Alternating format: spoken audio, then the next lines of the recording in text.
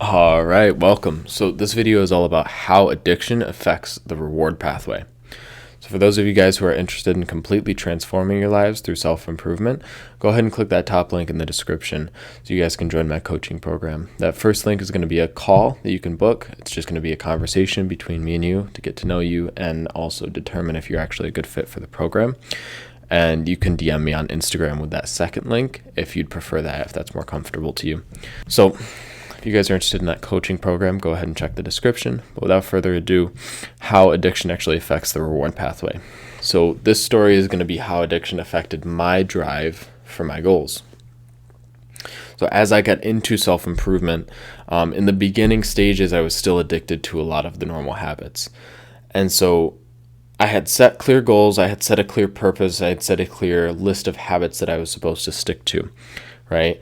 But what ended up happening was, because I was still stuck in addiction and still doing those addictive habits, over time, my drive and my desire for my goals and my new self-improvement routine, it all just kind of dwindled down, right? It all just kind of reduced to the point where I was just doing it, just almost forcing it, trying to force it because I felt like somehow eventually I would break free. If I just forced it for long enough, eventually I would just get it somehow, right? And this just wasn't the case because I was still addicted to the old habits. I actually just ended up getting deeper and deeper into those. The longer that went on for, though, the more I forgot about my goals, the more I just left them behind, the more I stopped really having a drive for them at all, really having a desire for them at all. And that's because I had started to associate all of my dopamine and all of my enjoyment from the addictive habits. So a healthy reward pathway. What this looks like is seeking progress over pleasure, desiring to make progress over desiring to just indulge and have pleasure right now, right? Desiring to progress, to move further along on your journey and to actually reach the next stage of your journey. This desire for progress is what is most prominent in the mind. The desire for pleasure really isn't there at all. In fact, it's very small, these desire for normal pleasures. Your desire for pleasure comes from your desire to make progress because that's where you actually derive pleasure and enjoyment from, right? And this is a state where you are in long-term view, right? Your view is of the long term, your view is of the next few months, weeks, years, as opposed to right now in this exact moment, right? I would rather sacrifice my enjoyment now for tomorrow, for myself tomorrow, save the pleasure for myself tomorrow than to indulge in it now, because that leaves pain for myself in the future, right? And so that long-term view, understanding that what I do now will have a consequence later in the future, right? That understanding is what will allow you to prioritize progress over pleasure, right? And that understanding is reflective of a healthy reward pathway. So another thing is your enjoyment, your general sense of enjoyment, your general sense of pleasure increases the more that you do the work. So the more work you do, the more this pleasure, the more this sense of enjoyment actually increases. So like for me, when I got here and I made my first video, I didn't feel too great. I just woke up, did my morning routine, showed up here, had a couple other things I was thinking about, so I wasn't even just focused on this. I had a pretty rough start to my morning. My family can be rough in the morning, especially on school days, right? Because they're all frantic, all running around doing their thing, and I'm trying to get out the door and do mine. So it was just like, it was a hectic start to the morning. I got here, I was recording, I was feeling all right. But recording one video, I kind of felt, all right, cool. I'm feeling not great, but I'm feeling good. I recorded a second video, still not feeling too great. I'm on the third video. By the end of this video, I'm going to feel a little bit better. And then by the end of the next video, I'm going to feel a little bit better. And there's a part of me that debated leaving, right? Leaving and I can just do some of this work tomorrow. I've already recorded some videos today, right? But I wanted to get through everything today. And I know that by the end of this, I'll feel way, way, way better when I go home. if I was to finish everything, as opposed to if I just go home now because I feel like it, right? My enjoyment increases the more I do the work. So the more work that I actually accomplish here, the more work that I do, the better I start to feel. So like as I'm getting into this video, it's starting to feel better because I've been doing the work for a little bit. By the end of this video, I feel good enough to at least continue. By the end of a few more videos, I'll probably feel tired and exhausted, but I'll be able to push through. And by the end of all of the videos, when everything is done, when all the work is done, I'm going to feel so good that I'm going to go home and I'm going to just sit and I'm going to feel great while I'm just sitting there. And then eventually I'm going to go to the gym and stuff. But like, I'm going to feel great just living, just being, just existing because I've put in the work, right? Because I've put in the work, now I can go and enjoy just being myself because I've applied the effort, and now my dopamine will go up. And so basic activities like just sitting in my room, reading and thinking will feel really, really nice, will feel really good, will feel really enjoyable, right? The longer I record, the more enjoyment I'll get from recording. So a healthy reward pathway, you will find more enjoyment in more work. The pleasure will increase the more you do the work, right? The more work you actually accomplish.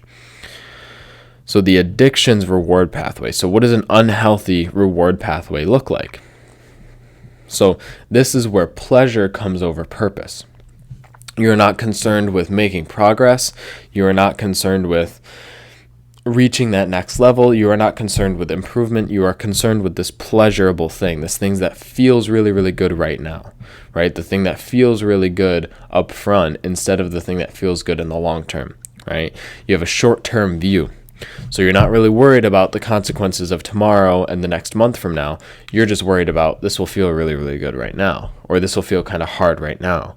And so you keep that focus instead of focusing on, well, the hard thing will result in greatness in the future and the easy thing will result in shitty physique and feeling like shit in the future, right? And so when you're in this state of addiction of an unhealthy reward pathway, when you're indulging the pleasure, life and even the activity itself can become less pleasurable, less enjoyable over time.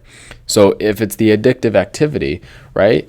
This addictive activity, even though it's this big pleasurable thing that is like dragging all of your attention right now, over time it becomes less enjoyable. The more you do it, it becomes less and less enjoyable, right? Because you're constantly depleting the dopamine in your brain because you're indulging it up front. So how to rewire yourself for instant gratification. The first step is dopamine detox. So by removing instant gratification dopamine, you actually start to have a desire for delayed gratification dopamine, right? And an easy way to transition is to just simply replace the bad habits with the good habits, right? Simply replace the scrolling with meditation and reading, right? Replace the going out with sleeping well. Replace the bad and unhealthy food with the healthy food. Replace the laziness and sitting around all day and watching TV with work, with actually going and doing real work, right? So you replace the activities, and this will allow you to remove the instant gratification, and this rebalancing of the dopamine system will allow you to then receive enjoyment from delayed gratification, and it will allow you to cut out instant gratification. Stop indulging in the pleasure now. Next step is meditation. Meditation will allow you to observe the mind, and it will allow you to observe yourself in where you are giving your attention to, whether that's instant or delayed gratification. It will also teach you how to redirect your attention when you notice that it's in the wrong places.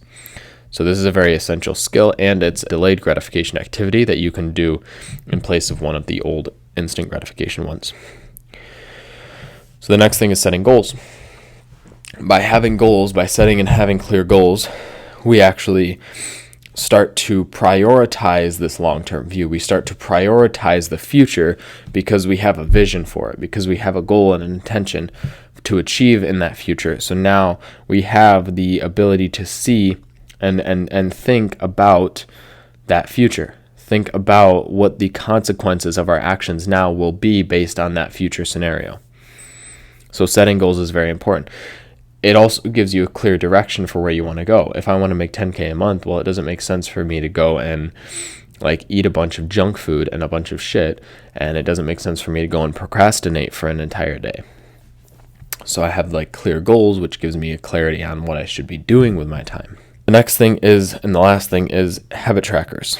So using a habit tracker will actually allow you to keep track of the habits that you're doing. So if you want to do all these good habits, have a habit tracker for them so you can track how many times you're hitting them, how much you're hitting them, and it gives you something to do when there's nothing else to do, right? When you feel this craving or this desire to go towards the instant gratification, you have this habit tracker that has a list of habits that you could do instead, right? And so you can go and pick, oh, I haven't done this one yet today. Oh, let me go and take some time to go and read or whatever it is, right?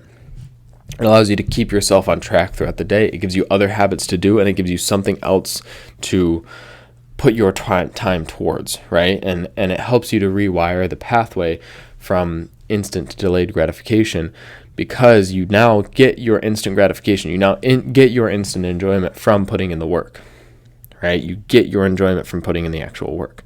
And so that allows you to then be more consistent. It allows you to track how consistent you are, and this consistency will make it easier for you to break the addiction. This consistency will also give you a more balance within the dopamine system, which again will start to heal the damages that have been done and start to allow you to break the addiction easier. So that is all I have for you guys. So for anybody interested in changing their lives, transforming themselves through self-improvement, go ahead and click those links in the description.